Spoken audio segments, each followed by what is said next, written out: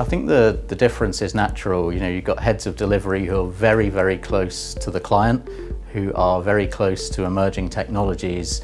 And so I think it's understandable that there might be a difference between the CEO and the operational people on the ground. I think the key to resolving and bridging that gap is having a digital transformation strategy that truly responds to the demands of the clients and making sure that's really aligned with what clients want to buy. And that can be one of the methods that actually brings together the CEO and the key operational people to unite around a digital transformation strategy that truly delivers a unique value proposition to clients.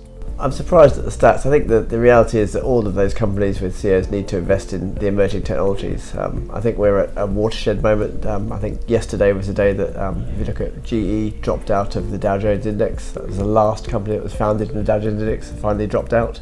And most of them were replaced by digital companies or companies where their products have become more digital. So if you're not investing in that space, you're not keeping a finger in the pie of where your revenue is going to come from tomorrow, then you're not going to be around tomorrow. Because I think we've all got to accept as company leaders that tomorrow's revenue is not going to come from doing more of the same of what you do today, or at least tomorrow's profit's not.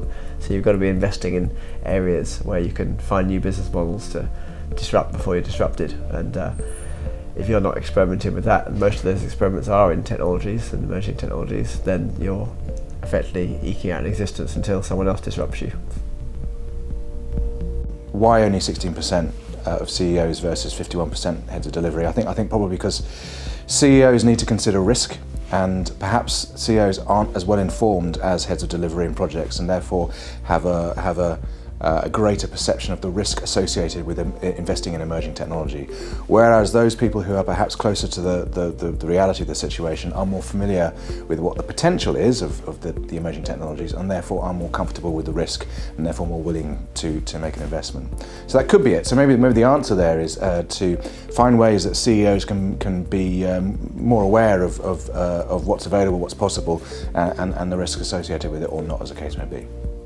I think it's really interesting. I mean, that's a really telling thing. That says that they're interested in short-term revenue, this certain revenue, which is kind of already on the table. They're not saying, where are my sources of revenue 1 year, 2 years, 3 years out?